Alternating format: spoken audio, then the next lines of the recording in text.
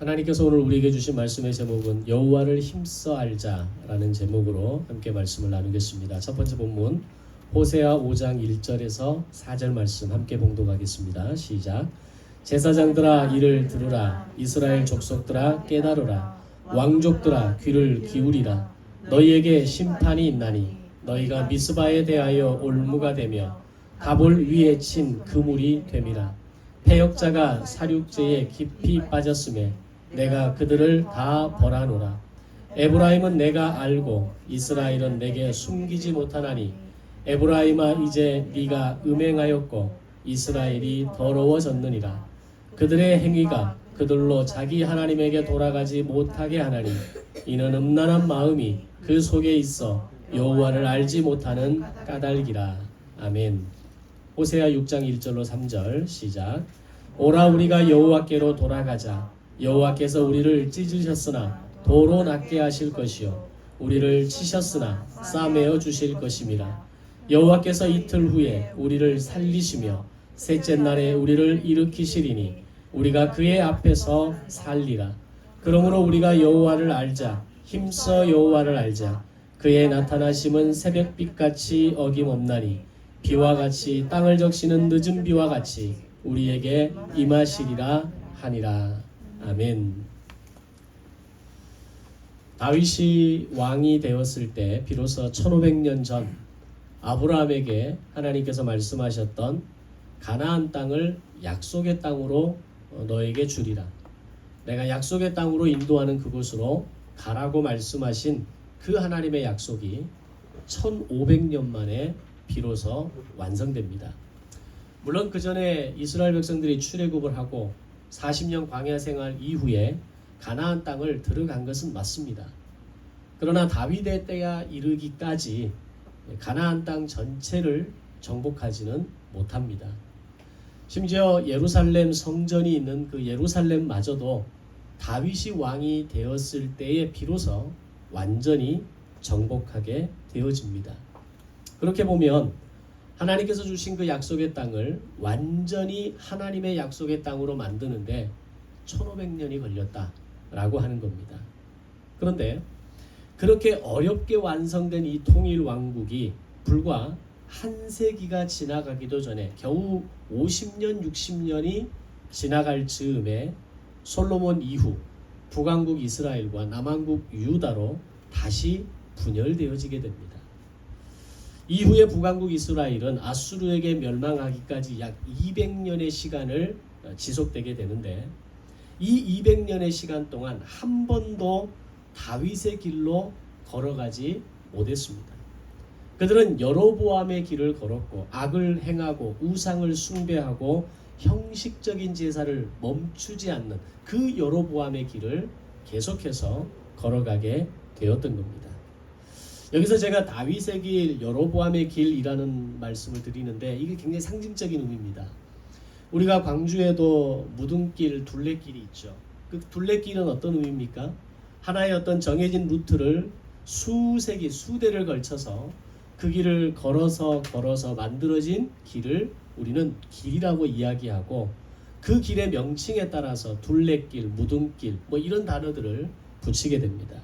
다시 말하면 다윗의 길이라고 하는 것은 하나님께서 세우신 제사장 나라의 길을 제대로 걸어가는 길을 다윗의 길이라고 이야기하고 반대로 여로보암의 길이라는 것은 그 다윗의 길을 벗어난 악을 행하고 우상을 숭배하고 형식적인 제사와 형식적인 절기를 지킴으로 만들어진 길, 그 길이 불명예스럽게도 북왕국 이스라엘의 초대 왕이었던 여로보암의 이름을 붙여서 여로보암의 길이라고 부르고 있는 겁니다.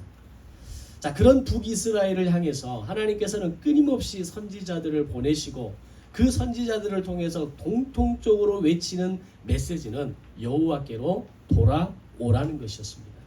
너희가 여호와께로 돌아오고 여호와께로 돌이키고 너희의 삶을 뉘우치고 회개하면 내가 너희들을 용서할 것이지만 뉘우치고 돌이키지 않으면 내가 너희를 심판하실 것이다. 이게 선지자들을 통해서 하나님께서 말씀하시는 경고의 메시지였던 겁니다. 이런 분명한 경고의 메시지가 있었음에도 불구하고 북이스라엘, 나중에 남유다는 꿈쩍도 하지 않습니다. 철저하게 그들의 삶에서 악은 반복되었고 우상을 숭배하였고 형식적인 제사와 절기는 반복되었던 겁니다. 그 중에서도 아모스와 호세아 선지자는 북왕국 이스라엘에 대해서 초기부터 집중적으로 북이스라엘에 대한 하나님의 경고의 메시지를 전했던 선지자가 아모스와 호세아 선지자인데, 이 두 선지자를 통해서 하나님께서 말씀하신 분명한 어떤 내용은 북이스라엘에 대한 저주는 형벌이 아니라, 이유 없는 저주와 형벌이 아니라 하나님을 아는 지식이 없음에 대한 징계라는 것을 말씀하시게 됩니다. 그런데 이런 하나님의 경고에도 불구하고 북이스라엘의 지도층의 지도자들은 여전히 자신의 기득권을 유지하는 데 급급합니다. 제사장 나라가 나아가야 될 방향과 그 길에 대해서는 아무런 관심도 없었던 것입니다. 그럼에도 불구하고 계속해서 선지자들은 하나님께서 말씀하시는 것을 통해서 너희가 진정으로 뉘우치고 돌이키면, 너희가 하나님의 얼굴을 구하기만 하면, 너희가 하나님께 회개하기만 하면 하나님께서는 다시 자비와 긍휼을 베푸셔서 너희들을 용서하실 것이다, 너희들을 구원해 주실 것이라는 말씀을 전하게 됩니다. 이런 강력한 의미를 담아서 그들에게 생생하게 보여주시는 사건, 어떤 해프닝이 있는데, 바로 그것이 호세아 선지자를 통해서 음란한 여인 고멜을 아내로 맞이하고 그 집 나간 고멜을 끝까지 찾아가서 다시 데려오게 하는 퍼포먼스를 벌이게 됩니다. 우리가 구약 성경을 읽다 보면 상당히 우리가 생각할 수 있는 그 논리적인 이성적인 영역을 넘어서는 퍼포먼스를 성경의 선지서에서 많이 등장합니다. 예를 들어서 오늘 본문처럼 호세아는 음란한 여인 아내 고멜을 아내로 맞이한다라고 하는 것, 또 그 아내가 결혼 생활을 하면서도 정상적인 부부 생활을 하지 않고 집을 자꾸 나가버립니다. 이유는 음란한 행동을 하기 위해서, 음행을 일삼기 위해서. 근데 성경은 계속해서 그런 아내를 데려오라는 하나님의 명령이 기록되어지는 거죠. 이사야 같은 경우는 3년 동안 벌거벗은 몸으로 퍼포먼스를 벌이면서 하나님께서 심판의 메시지를 전하고 있다라는 그 사실을 전하게 하시는데, 벌거벗은 몸으로 3년을 다니게 했다라는 겁니다. 또는 예레미야를 통해서 목에 멍에를 매는 퍼포먼스를 통해서 하나님께서 너의 목에 멍에를 맬 것이고 너희를 심판하실 것이라는 메시지를 전하게 하실 때, 이런 아주 굉장히 어떤 이해할 수 없는 퍼포먼스를 통해서 말씀하셨던 겁니다. 왜일까요? 이 정도의 충격적인 퍼포먼스가 아니면 들으려 하지 않았다라는 겁니다. 하나님께서는 분명히 심판과 저주에 대해서, 그들에게 형벌에 대해서 말씀하시는데 그 말을 듣고 바로 깨달으면 다행인데 들어도 그만인 겁니다. 그러니까 하나님은 호세아를 통해서, 이사야 선지자를 통해서, 예레미야를 통해서 당시의 사람들의 일반적인 이성으로는 받아들일 수 없는, 아니 물론 지금 우리로서도 받아들일 수 없는 이런 퍼포먼스를 통해서 하나님의 메시지를 전달하게 하셨던 겁니다. 그만큼 들으려 하지 않았다라는 겁니다. 하나님이 무엇을 말씀하시는가에 대해서 관심이 없었다라는 겁니다. 하나님은 이 호세아와 고멜의 결혼과 그들의 결혼 생활을 통해서 북이스라엘에 대한 하나님의 마음을 표현하려 한 것입니다. 사실 호세아 선지자의 이 고멜과의 결혼 생활이 지금 우리의 일상생활에서 실제로 일어날 수 있는 일이냐라고 할 때 결코 쉽지 않은 겁니다. 물론 그 여인이 그런 출신이었고 그런 삶을 살았다 할지라도 그 여인에 대한 어떤 그 특별한 마음으로 인해서, 사랑하는 마음으로 인해서 그를 아내로 맞이하는 마음이 생겼고, 그래서 그 여인도 새로운 출발을 하는 마음으로 가정을 꾸렸다. 거기까지는 오케이입니다. 그럴 수는 있겠죠. 그런데 음란한 여인을 아내로 맞이하는 그 결정을 내리는 것도 어려운 일이지만, 결혼한 이후에도 자신의 아내가 여전히 음행을 행하고 이를 위해서 수차례 집을 나갔다는 것만으로 100% 이혼감입니다. 그런데 하나님은 그 시대에 호세아를 통해서 음란한 여인과 결혼하게 하셨다는 겁니다. 그것을 좀 끊어낸 게 아닙니다. 그 생활에서 벗어난 게 아닙니다. 새로운 삶을 출발하겠다라고 선언한 게 아니었습니다. 여전히 음행을 일삼고 음란한 삶을 살아가는 여인을 결혼하라는 겁니다. 게다가 그 여인을 집으로 데려와서 아내로 삼고 부부 생활을 하게 되는데 그녀는 계속해서 집을 나가버립니다. 그리고 그런 여자를 다시 집으로 데려와서 살라고 하나님은 말씀하고 있는 겁니다. 그런 여자와 더불어 살아야 하는 이 기가 막힌 인생을 호세아가 살아가면서 오늘 이 호세아 선지자를 통해서 호세아의 말씀을 하나님께서 전달하게 하시는 겁니다. 하나님께서 호세아와 이 고멜 사건을 통해서 보여주시고자 했던 것은 딱 한 가지 이유였습니다. 내 백성 이스라엘을 끝까지 포기하지 않으시겠다는 그 하나님의 마음을 보여주시고자 했던 겁니다. 그들이 아무리 음란하고 그들이 아무리 악을 행하고 여전히 우상을 숭배하는 이 상황 가운데 있을지라도 나는 그들을 포기하지 않을 것이라는 겁니다. 그런데 그런 하나님의 열심과 호세아의 이 엄청난 순종에도 불구하고 북이스라엘의 지도자들과 백성들은 돌아오지 않았다는 겁니다. 그들은 더욱 악을 행했고 더욱 우상을 숭배했고 더 형식적인 제사를 드림으로 하나님으로부터 멀어지는 인생을 선택해버렸던 겁니다. 그들이 행한 악은 거짓을 행하고 도둑질하고 노략질하고 뇌물과 아첨으로 가득해지면서 한마디로 당시 북이스라엘은 무법천지 그 자체였습니다. 그런 북이스라엘 백성들의 마음의 상태를 성경은 더러운 마음으로 달궈진 화덕이라고 비유합니다. 화덕이 어떤 겁니까? 우리가 그 뜨겁게 잘 달구어진 화덕 안에는 반죽이 잘 된 팬 피자 같은 거, 핀 피자 같은 것을 이렇게 집어넣으면 그 금방 몇 초 만에 이 피자가 돼서 나오잖아요. 성지순례를 가다 보면 길거리에서 이런 화덕에 구운 빵을 파는 곳을 쉽게 만나게 됩니다. 반죽을 해가지고 얇게 펴서 화덕에 집어넣자마자 몇 초 만에 구워서 나옵니다. 그걸 먹으면 굉장히 맛있죠. 그런데 오늘 이스라엘 백성들에 대해서 이야기하면서 북이스라엘에 대해서 이야기하면서 너희는 더러운 마음으로 달궈진 화덕이다라고 하는 겁니다.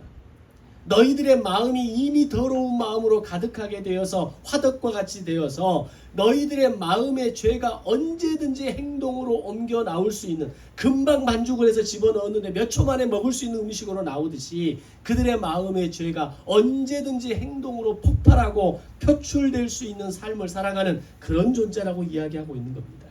그러면서 호세아 7장 4절에서 그들은 다 간음하는 자라 과자 만드는 자에 의해 달궈진 화덕과 같도다 라고 표현합니다. 간음이라는 죄를 이야기하는데 화덕이라는 비유를 갖고 이야기하는 겁니다. 간음이라는 죄가, 이런 무서운 죄가 그냥 쉽게 하루 만에 몇 초 만에 나올 수 있는 죄가 아니지 않습니까? 이 죄는 굉장히 뭔가 만들어지는 시간이 필요하고 뭔가 계획되는 시간이 필요하고 거기까지 가기까지는 그 마음의 악함이 어떤 그 순서를 따라서 시간을 따라서 달궈져야 가능한 겁니다. 그런데 그들의 마음이 얼마나 완악한지 간음하는 자라라고 하는 말씀을 하시면서 과자 만드는 자에 의해 달궈진 화덕과 같다라는 겁니다. 찍어내듯이 간음을 행하고 찍어내듯이 죄를 행하는 사람들이라고 이야기하는 겁니다. 7장 5절에서는 그들이 다 화덕같이 뜨거워져서 재판장들을 삼키며 왕들을 다 엎드러지게 하며 그들 중에는 내게 부르짖는 자가 하나도 없도다 라고 표현합니다. 그들의 죄에 가득한 마음이 달궈진 화덕과 같아서 재판장들을 삼키고 왕들을 엎드러지게 하고 그들 중에는 내게 부르짖는 자가 하나도 없도다. 누구도 하나님 앞에 돌이키려 하는 사람이 없고 오히려 바로잡으려 하는 사람들을, 오히려 권위 있는 사람들을 구워 삶아서 그들을 내 편으로 만드는 인생들이 북이스라엘 사람들의 모습이었다는 겁니다. 그만큼 북이스라엘은 내부적으로 깊은 죄악에 물들어 있었고 어떤 죄라 할지라도 그것을 행동으로 단 몇 초 만에 만들어낼 수 있는 상태였다는 겁니다. 표현이 참 재밌지 않습니까? 불에 달궈진 화덕처럼 그 어떤 것도 불가능한 것이 없었다는 이야기입니다. 그 어떤 죄도 그들에게는 불가능하지 않았다는 이야기입니다. 이런 북이스라엘을 향해서 호세아 선지자가 강력하게 경고하는 것은 북이스라엘이 앞으로 멸망하게 되는 원인이 있다면 그것은 너희에게 하나님에 대해 아는 지식이 없기 때문이라고 지적합니다. 그것이 오늘 첫 번째 본문의 말씀입니다. 호세아 선지자는 북이스라엘의 제사장들과 왕족들에게 하나님의 말씀을 들으라, 깨달으라, 귀를 기울이라 라고 외칩니다. 그러면서 북이스라엘의 지도자들이 하나님에 대한 지식이 없으므로 미스바의 올무와 다볼 위에 친 그물이 되어 끊임없이 그들이 죄를 지어 왔다라는 겁니다. 하나님에 대한 지식이 없음으로 인해서 그들이 지금 죄를 짓고 있음에도 불구하고 이 죄가 무엇을 의미하는지, 내가 지금 어떤 짓을 하고 있는지, 내가 지금 어떤 삶을 살고 있는지 그들은 알 수 없었다라는 겁니다. 앞에서 말씀드린 것처럼 북이스라엘의 타락의 시작은 바로 북이스라엘의 지도층에서부터 시작된 것이었습니다. 그들은 자신들의 기득권을 유지하기 위해서 하나님께 제사 드리러 가는 길을 막았고, 거짓 제사장을 세웠고, 거짓 절기들을 만들어서 제사장 나라를 뿌리부터 흔들어 놓았던 사람들이 바로 그들입니다. 왜? 하나님에 대한 지식이 없었기 때문에. 하나님에 대한 지식이 없음으로 인해서 그들은 지도자들부터 무너지고 깨어지면서 백성들이 그런 삶을 살아도 아무도 그들의 길을 바로 잡아주려 하는 사람이 없었다라는 겁니다. 그들이 만든 그 죄악의 길은 한 세대, 두 세대로 이어지고 흘러가면서 여로보암의 길이라는 새로운 길을 만들었고, 후손들이 그 길을 계속해서 따라가고 발전시키면서 결국 음란한 세대가 되어버렸던 겁니다. 오늘 우리가 바른 길을 걸어간다라고 하는 것, 내가 부모로서 바른 길을 걸어간다라고 하는 것, 믿음의 선배로서 바른 길을 걸어간다고 하는 것, 오늘 내가 믿음의 어떤 사람으로서 바른 길을 걸어간다는 것은 내 삶만을 이야기하는 것이 아니라는 겁니다. 내가 그 길을 바르게 살아가는 것은 내 자녀가 길을 바르게 살아가는 것을 의미합니다. 내가 바른 결정과 선택을 통해서 하나님의 길을 따라간다라고 하는 것은 추후에 내 자녀가 믿음의 길을 따라갈 수 있는 가능성을 높이는 것이 되는 것입니다. 여수에 가면 손영호 목사님 기념관이 있는데, 그 기념관에 가면 손영호 목사님과 김구 선생님이 함께 찍은 사진이 있습니다. 그 사진에서 김구 선생님이 손영호 목사님에게 글을 써주는데, 그 글의 내용이 물론 한자로 썼습니다. 그 글의 내용을 해석하면 이런 겁니다. 당신이 눈길을 걸을 때 그 길을 바르게 걸어야 당신의 뒤를 따르는 사람들이 그 길을 바르게 갈 수 있습니다 라는 글을 김구 선생님이 손영호 목사님에게 써주게 되어집니다. 제가 그곳에서 함께 있으면서 그 글들을 읽고 사람들에게 그 내용들을 설명하면서 오늘 내가 걸어가는 길이 얼마나 중요한 것인지, 내가 부모로서 살아야 하는 나의 인생의 길이, 내가 보여줘야 하는 믿음의 길이, 오늘 내가 누군가에게 앞에 서서 나아가는 그 길이 얼마나 중요한가를 다시 한번 깨닫게 하는 시간들이었던 겁니다. 그런데 오늘 이 북이스라엘의 왕족과 제사장들과 지도자들이 하나님을 아는 지식이 없어서 자기 마음대로, 자기 뜻대로, 자기 중심대로 살아감으로 인해서 나라가 망하고 백성들이 망하는 상황까지 직면하게 되어버렸다는 겁니다. 그것을 통해 만들어진 길이 여로보암의 길이었습니다. 그 결과로 200년의 북왕국 이스라엘의 왕조 역사 가운데 20명의 왕들이 세워지는데, 그들 가운데 단 한 사람도 다윗의 길을 걸어가는 사람이 없었다는 겁니다. 얼마나 지도층이 무너지고 부패하고 그들의 이 지도층부터 음란하고 뇌물과 아첨을 통해서 부정부패를 쌓아갔는가를 보여주는 것이 단면적인 결과입니다. 단 한 사람도 다윗의 길을 걸어가는 사람이 없었고, 200년 역사 가운데 오로지 단 한 명도 이 여로보암의 길만을 걸어가는 사람들이 다였다라는 겁니다. 당시 지도층들에 그랬다면 백성들의 삶은 어땠겠습니까? 백성들이 지도층이 이렇게 부패했다면 백성들은 얼마나 부패했겠습니까? 바른 길을 제시해 주지 못했을 것이고, 보여주지도 못했을 것이고, 살아내지도 못했을 것이고, 결국 백성들은 바른 길을 갈 수도 없었을 것이고, 국가는 제 기능을 다할 수도 없었을 겁니다. 결국 아수르에 의해서 BC 722년 북이스라엘은 멸망하고 말아버립니다. 호세아는 바로 너희들의 그 음란한 마음이 하나님께로 가는 길을 막았고, 너희에게 하나님을 아는 지식이 없어서 너희는 망하게 되었다라고 분명하게 말하고 있는 겁니다. 음행에 중독된 고멜이 호세아의 곁을 떠나 돌아오지 못하듯 북이스라엘이 음행에 중독되어서 하나님께로 돌아오지 못한 것입니다. 이제는 우상을 섬기는 일에 가속이 붙어서 그것이 죄악인지, 그로 인해 내가 망하게 되고 죽게 되는 인생인 것조차도 구별하지 못하고 그들은 거침없이 죄악의 길을 향해서 걸어가고 달려가고 있었던 겁니다. 그러나 만약 그들이 하나님을 아는 지식만 있었더라면 그렇게 되지 않았을 거라는 겁니다. 하나님을 아는 지식이 없었기에 그들은 우상을 숭배했고, 하나님을 아는 지식이 없었기에 악을 행했고, 하나님을 아는 지식이 없었기에 지금 내가 어디에 서 있는지, 내가 어디로 흘러가는지, 나의 운명이 어디를 향해 가고 있는지를 알지 못했던 겁니다. 그래서 호세아는 북이스라엘을 향해서 들으라, 깨달으라, 귀를 기울이라 라고 외쳤던 것입니다. 이것은 동시에 오늘 이 시대를 향한, 우리를 향한 호세아의 외침이라는 것을 알아야 합니다. 한국교회가 지난 약 120년의 역사를 통해서 부흥과 발전과 성장을 가져왔지만 이미 쇠퇴기로 들어서기 시작했습니다. 지금 대한민국의 이단까지 다 포함해서 소위 믿는 사람이라고 이야기하는 사람을 800만이라고 이야기합니다. 조금 더 많이 봐줘서 1000만이 약간 못 되는 숫자라고 이야기합니다. 앞으로 20년이 지나고 2050년이 되면 이 800만의 숫자가 300만으로 줄어든다라고 이야기합니다. 이미 예견된 겁니다.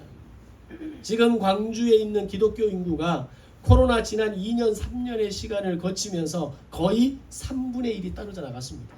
정확한 데이터로 이야기하면 충격적인 상황이 지금 이 광주 땅의 실상입니다. 왜 그럴까요? 왜 지금 우리는 이런 상황을 맞이했을까요? 코로나 때문입니까? 그러지 않습니다. 코로나는 현상일 뿐입니다. 코로나는 과정일 뿐입니다. 코로나는 오늘 우리의 한국교회가 가는 여정 속에서 있었던 하나의 사건일 뿐입니다. 그럼 뭐가 문제입니까? 하나님의 말씀을 들으려 하는 사람이 없다라는 겁니다. 들리는 하나님의 말씀은 있을지는 몰라도 그 말씀이 어떤 말씀인가를 깨달으려 하는 사람이 없기 때문입니다. 그 말씀에 귀를 기울이는 사람이 없기 때문입니다. 귀를 기울인다라고 하는 것은 오늘 나의 삶 속에서 그 말씀을 살아내는 것을 의미합니다. 그것을 살아내기 위해서 몸부림치는 것이 귀를 기울이는 것입니다. 호세아는 당시 북이스라엘의 백성들을 향해서 지도층들을 향해서 들으라, 깨달으라, 귀를 기울이라라고 외치지만 그 시대에도 그랬지만 오늘 이 시대 가운데에서도 하나님의 말씀을 들으려 하는 사람이 없습니다. 그 말씀을 깨달으려 하고 귀를 기울이려 하는 사람이 없었다라는 겁니다. 코로나 이전의 시대 가운데 이런 말씀에 대한 준비와 훈련이 되지 않았던 그들이 코로나를 맞이하고 경제적 한파를 맞이하고 오늘 우리의 삶의 위기를 경험하면서 다 떨어져 나가버리는 겁니다.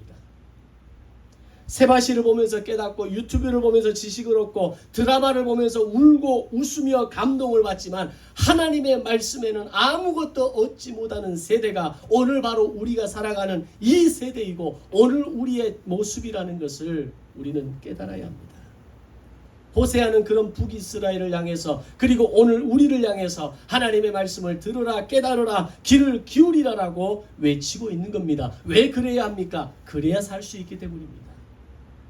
지금 우리가 하루 세끼 밥을 먹고 있고 잠을 자고 아침이 돼서 새로운 날이 시작되고 내게 주어진 직장에 가서 내가 열심히 수고하고 헌신하면 거기에 상응하는 월급을 받고 그것을 통해서 내가 필요한 것을 사고 먹고 쓰고 생활하는 것이 여러분 살고 있는 거라고 생각하십니까?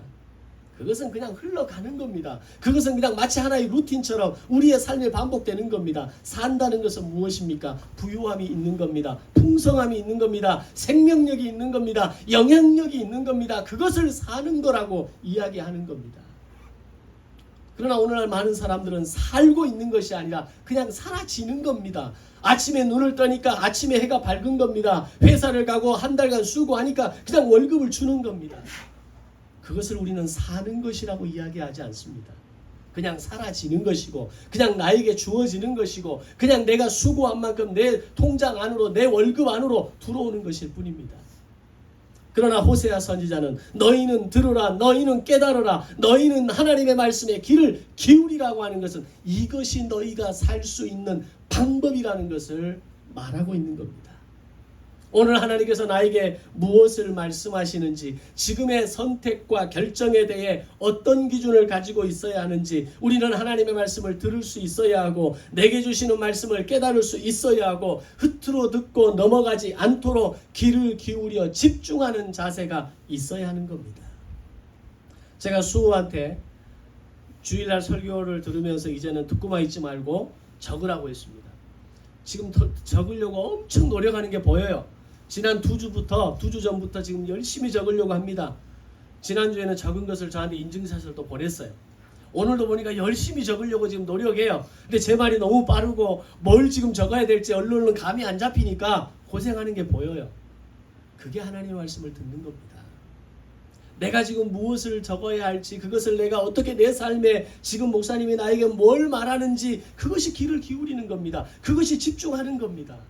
그것이 어느 날 몸에 배이고 훈련이 되면 말씀이 들리기 시작하고 적어야 할 말씀이 보이기 시작하고 그 기록된 말씀이 내 삶에서 살아 움직이는 역사가 일어나게 될 줄로 믿습니다. 수호에게 그런 말씀의 역사가 임하기를 주님의 이름으로 축복합니다. 수호의 아멘. 아멘.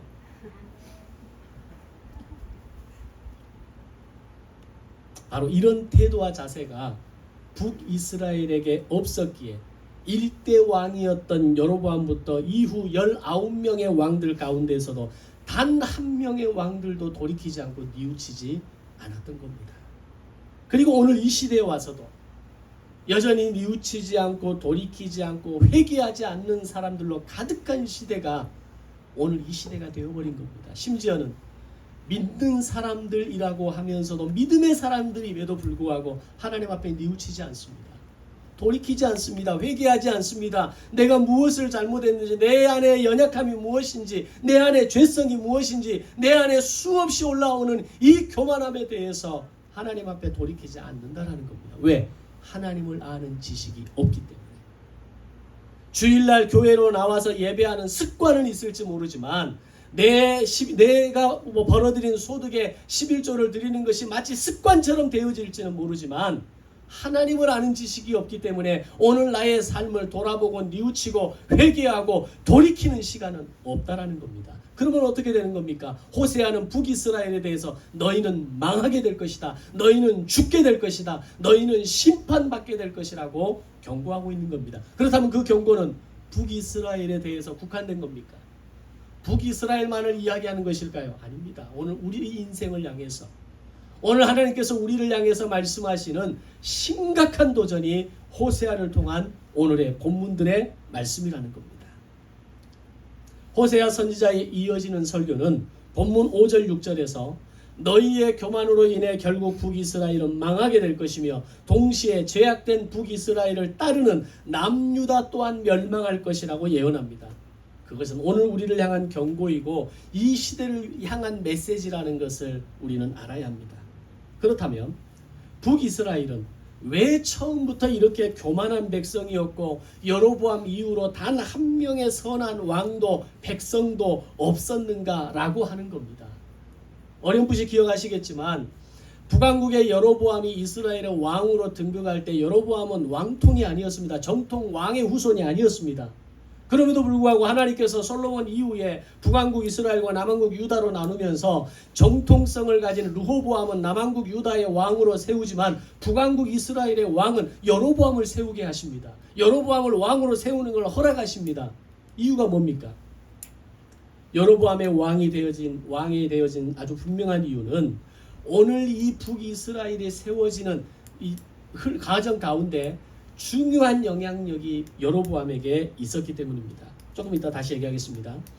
그것은 여로보암이 북이스라엘의 왕이 되고 이후 여로보암 2세가 왕이 되었을 때 북이스라엘이 최고의 번영기에 도달했기 때문입니다. 그의 아버지 여로보암이 가진 탁월한 건축 기술은 여러분 익히 알고 있죠. 10지파로 구성된 북이스라엘은 출발부터 남달랐다는 겁니다. 남유다는 2지파로 시작합니다. 북왕국 이스라엘은 10지파로 시작합니다. 그리고 이 북왕국 이스라엘의 초대 왕이 여로보암이었습니다. 여로보암은 국가 번영의 최고의 기술이었던 당시 솔로몬 당시 20년 국책 사업을 완성했던 그 지도자의 위치에 있었던 사람이 여로보암입니다. 그런 여로보암이 한 나라의 왕이 되었을 때 남유다보다 앞서기 위해, 남유다보다 우월하게 보이기 위해 얼마나 신경을 썼겠냐라는 겁니다. 그가 제일 잘하는 게 뭡니까? 건축 아닙니까? 건축으로 요즘 말로 쇼부를 본 겁니다. 내가 이 건축 하나를 통해서 전 남유다를 코를 납작하게 해버릴 것이고 저들이 비록 왕통을 가진 정통 후손이지만 나는 왕통이 아니지만 이 나라의 왕이 되었다라는 것을 모든 사람들에게 자신 있게 알리고 싶었던 겁니다. 그러면서 단과 베델의 가짜 제단을 세우고 백성들로 하여금 그곳에서 제사를 드리게 할 때 얼마나 삐까뻔쩍하게 지었겠습니까? 지금도 단과 베델에 가면 이 제단의 터가 일부 남아있는 것을 볼 수 있는데 극히 일부이지만 커다란 돌들이 엄청나게 쌓여있는 모습을 보면 당시 이 단과 베델에 쌓은 여로보암의 제단의 규모가 얼마나 크고 웅장한지를 짐작할 수 있습니다. 그런 아버지의 뒤를 이어 여로보암 2세가 왕이 되었을 때 북이스라엘은 최고 번영기의 정점에 도달합니다. 북이스라엘의 가장 부흥기는 여로보암 2세 때입니다. 아버지가 완성해 놓은 이 모든 국가 기반을 통해서 여로보암 2세는 최고의 국가 번영을 이루어냈던 겁니다. 그들은 막강한 부를 자랑하는 나라가 되었습니다. 바로 그 부가 북이스라엘의 교만이었습니다. 그들은 자신들이 가진 이 부와 안정감으로 인해서 더 이상 하나님을 찾으려 하지 않았고 하나님의 말씀을 들으려 하지 않았고 하나님께로 돌이키지 않았던 겁니다. 소위 돈이 있는 사람이 뭐가 부족합니까? 오늘 우리가 많은 연봉을 받고 많은 재산을 가지고 있는 사람들, 남부러울 것 없이 살아가는 사람들이 하나님이 필요한 이유가 뭡니까? 그래서 부자가 하나님 믿기가 어려운 겁니다. 부자가 천국 가기 어렵다라고 성경은 이야기합니다. 왜 그렇습니까? 이 부가 모든 나의 삶의 중심이 되고 이 부가 나의 인생의 모든 문제를 해결하고 돈이 있으면 해결하지 못할 일이 없다라는 것이 세상 사람들의 일반적인 생각입니다. 그게 여로보암 왕 2세의 생각이었습니다. 굳이 절기마다 예루살렘으로 가지 않아도 자신들의 부귀 영화와 국방에는 문제가 없었고 거짓 제단 짝퉁 제사장을 세워도 백성들은 자기들의 제사에 만족하기 시작하는 겁니다. 저 남유다 예루살렘 성전으로 가지 않아도 이렇게 삐까뻔쩍한 제단이 있고 이렇게 훌륭한 제사장들이 있고 이렇게 엄청난 제물들을 올려 바치는데 하나님이 왜 기뻐하시지 않겠느냐? 그들은 어느 날 체면에 걸리기 시작하는 겁니다. 그런 상태가 계속해서 반복되었을 때 회개의 때를 놓쳐버리고 하나님을 떠나버린 그들을 향해 이제는 너희의 어떤 제사도 필요 없다라고 경고하시게 됩니다. 그것이 이사야 1장 11절 12절 말씀입니다. 여호와께서 말씀하시되 너희의 무수한 재물이 내게 무엇이 유익하뇨? 나는 순양의 번제와 살진 짐승과 기름에 배불렀고 나는 수송아지나 어린 양이나 순염소의 피를 기뻐하지 아니하노라. 너희가 내 앞에 보이러 오니 이것을 누가 너희에게 요구하였느냐? 너희는 내 마당만 밟을 뿐이라. 아멘. 너희가 드리는 이 형식적인 제사로 이미 내 배가 불렀다는 겁니다. 내 배가 불러 터질 지경이라는 겁니다. 이제 나는 너희들이 드리는 그 피의 제사를 기뻐하지 않는다라고 말씀합니다. 북이스라엘이 그들이 세운 단과 베델에서 하나님께 제사를 드린다고 할 때 얼마나 요란하게 드렸을지 짐작이 됩니다. 아마 되는 대로 갖다 바쳤을 겁니다. 되는 대로 뭔가를 치장하고 뭔가를 드러내고 나타내기 위해서 노력했을 겁니다. 백성들의 마음과 눈길을 예루살렘이 아닌 이곳 제단으로 향하게 해야 했기에 그들은 더 많은 짐승을 잡아서 제물로 바치면서 이것이 진정한 제사지라고 과시하려 했을 겁니다. 원래 짝퉁이 그렇게 요란하고 그렇게 화려한 법입니다. 지금의 신천지를 보면 그렇습니다. 그들은 유독 요란합니다. 뭔가 있는 것처럼 애를 씁니다. 진리가 아닌 것을 진리로 보이게 하기에 그들은 자기 과시를 해대기 시작합니다. 원래 짝퉁은 그런 겁니다. 짝퉁으로 가득한 북이스라엘이 그랬을 겁니다. 진정한 믿음으로 무장되지 않은 짝퉁 신앙이 그렇게 요란한 겁니다. 오늘 나의 신앙이 그저 그릇으로만 요란하고 모양으로만 요란하고 화려한 그런 짝퉁 신앙인지 아니면 진정 나의 예배를 기쁘게 받으시고 나의 희생과 헌신을 기쁘게 받으시는 그런 진정한 예배자의 삶인지 그런 자세인지 태도인지 우리는 돌아봐야 할 것입니다. 하나님은 그런 북이스라엘을 향해서 너희가 바치는 그 기름에 내 배가 불렀고 그 피를 나는 더 이상 기뻐하지 않는다고 말씀하신 겁니다. 이것만큼 무서운 경고가 어디 있습니까? 내가 너희 제사를 받지 않겠다는 겁니다. 제사를 받지 않겠다는 얘기는 무슨 얘기입니까? 너희 죄를 용서하지 않겠다는 겁니다. 제사를 받는다라는 제사를 드린다는 것은 가장 중요한 목적은 죄사함입니다. 그 죄사함이 완성되고 나서 마지막 최고의 제사의 정점이 번제로 가는 거죠. 그때서야 희생과 헌신과 하나님 앞에 나의 모든 걸 드리겠습니다라고 하는 그 마음을 받아주시는 겁니다. 근데 죄사함이 완성되지 않으면, 죄사함이 이루어지지 않으면 그 어떤 제사도 하나님께는 의미가 없는 겁니다. 그런데 너희의 제사에 내 배가 불렀고 너희의 그 피를 내가 받지 않겠다, 이 말은 너희를 죄를 사하여 주지 않겠다라는 겁니다. 그것은 남유다를 향한, 북이스라엘을 향한 경고이면서 동시에 남유다를 향한 경고이고 동시에 바로 우리를 향한 경고라는 것을 알아야 합니다. 하나님의 말씀을 들으려 하지 않고 깨달으려 하지 않고 그 말씀에 귀를 기울이지 않고, 다시 말하면 그 말씀을 살아내려 하지 않는다면 나는 너희 예배를 받지 않을 것이고 너희의 형식적인 예배를 나는 거부할 것이고 너희의 희생과 섬김을 나는 기쁘게 여기지 않을 것이라고 말씀하신 겁니다. 이 말씀이 저와 여러분에게 강력한 도전이 되시기를 바랍니다. 오늘 내가 드리는 예배가 하나님이 받으시는 진정한 예배가 되시기를 주님의 이름으로 축원합니다. 그렇게 할 수 있는 방법이 있습니다. 오늘 성경은 우리에게 분명하게 말합니다. 그게 뭡니까? 들으라, 깨달으라, 귀를 기울이랍니다. 이것을 한 문장으로 정리하면 우리가 여호와를 힘써 알자입니다. 오늘 두 번째 본문 말씀입니다. 하나님께서 호세아 선지자를 통해 북이스라엘과 남유다가 그들의 죄로 인해 반드시 멸망할 것임을 분명하게 선언하면서 동시에 또 다른 사랑과 긍휼로 회복하실 것이라는 또 한 번의 기회를 허락하시게 되는데, 그것이 여호와를 힘써 아는 것이라고 본문은 표현합니다. 아모스와 호세아 선지자를 비롯한 모든 선지자들이 외쳤던 공통적인 주제, 우리가 여호와께로 돌아가자입니다. 다시 말하면 우리가 여호와를 힘써 알자는 겁니다.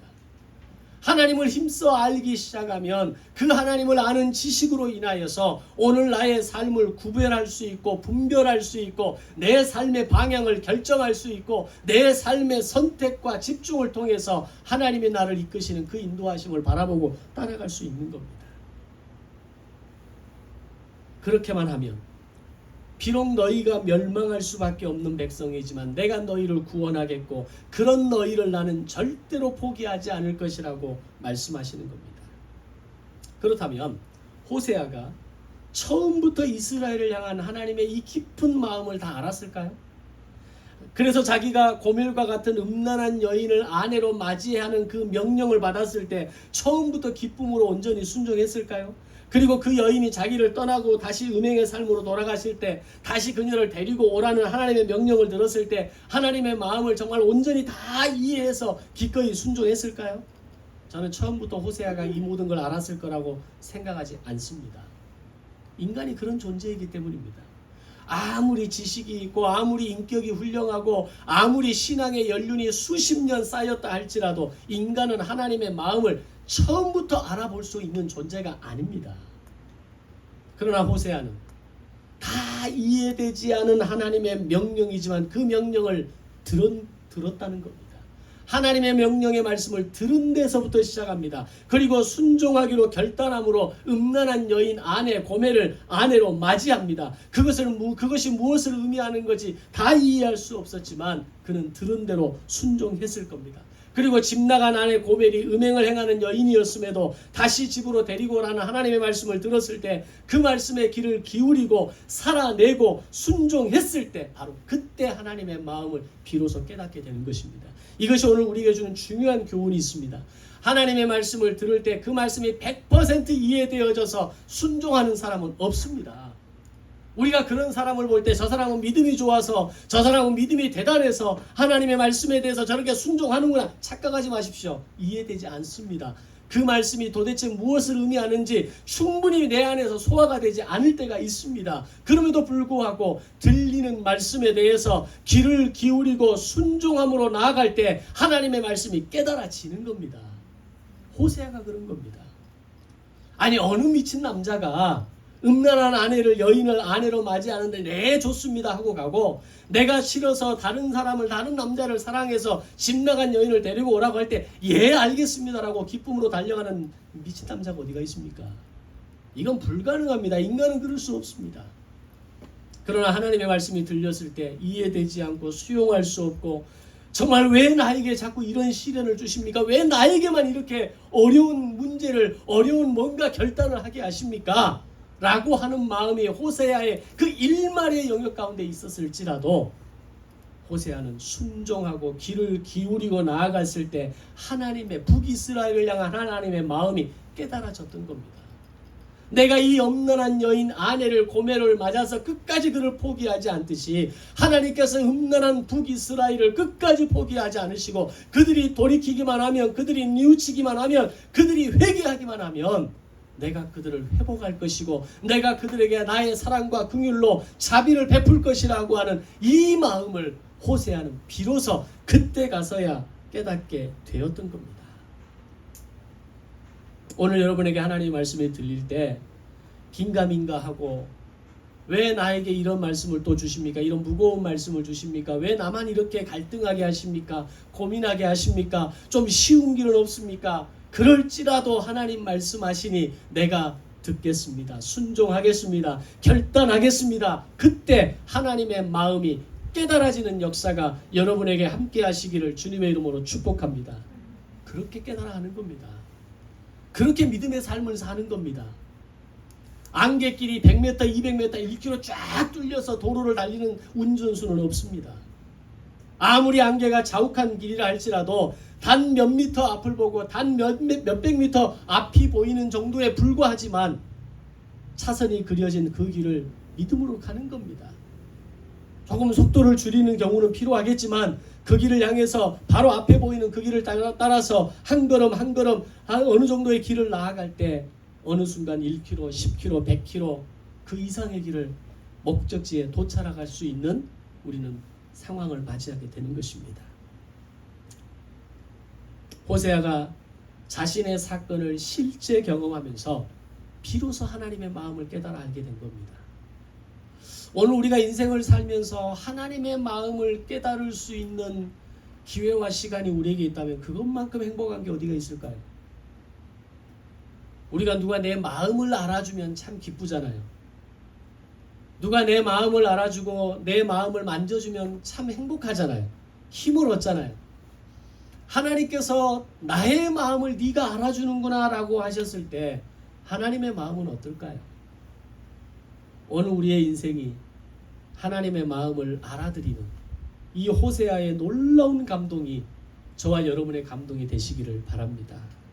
이스라엘이 하나님께로 돌아오는 것, 이것이 하나님의 바람이요 또한 이 시대를 바라보시는 하나님의 마음이라는 것을 알아야 합니다. 아니, 이 시대까지 갈 것도 없고 바로 나를 바라보시는 하나님의 바람입니다. 아멘. 그런 하나님의 마음을 호세아를 통해서 강하게 내비치셨음에도 불구하고 북이스라엘은 끝내 돌이키지 않습니다. 왜요? 하나님을 아는 지식이 없었기 때문에. 그들은 더욱 악을 행했고 거짓 제사를 올렸고 불에 구운 화덕에서 과자를 구워내듯이 죄를 마음껏 지어내게 됩니다. 결국 그들은 하나님 대신 친아수르 정책을 펼쳤고 그리고 하나님 대신 친애굽 정책을 펼치게 됩니다. 하나님이 우리의 보호자가 되시고 방패가 되시는 분임을 잊어버리고 신흥제국 아수르의 나라의 운명을 맡겨버린 겁니다. 때로는 이미 꺼져가는 나라 애굽에게까지 자신들의 운명을 맡겨버린 겁니다. 이것이 하나님을 아는 지식이 없는 인생의 미련함입니다. 하나님이 아닌 다른 그 어떤 것을 붙잡으면 그것들로 내 인생에 가득하게 채우면 그것들이 나의 모든 인생의 문제를 해결할 것이라고 착각하는 것이 인생이라는 겁니다. 그래서 우리가 하나님 대신 끊임없이 의지의 대상을 찾아 헤매면서 물질을 붙잡고 자식을 붙잡고 남편과 아내를 통해 안정감을 얻으려 하고 하나님을 대신할 수 있는 그 어떤 것들을 찾아서 목마르듯이 세상을 헤매고 다니는 것이 우리 인생 아닙니까? 자식이 내게 안정감을 준다고 착각하시면 안 됩니다.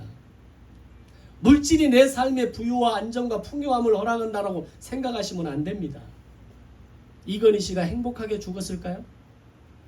이재용 씨가 정말 행복한 인생을 지금 살아갈까요? 수많은 재벌들이 정말 그들의 삶의 부유함과 풍성함을 느끼면서 살아갈까요? 편리하게는 살아가겠죠. 좀 더 안락하게는 살아가겠죠. 그러나 부유함과 풍성함은 여러분에게 임하는 것이 가장 최고인 것을 믿으시기를 바랍니다.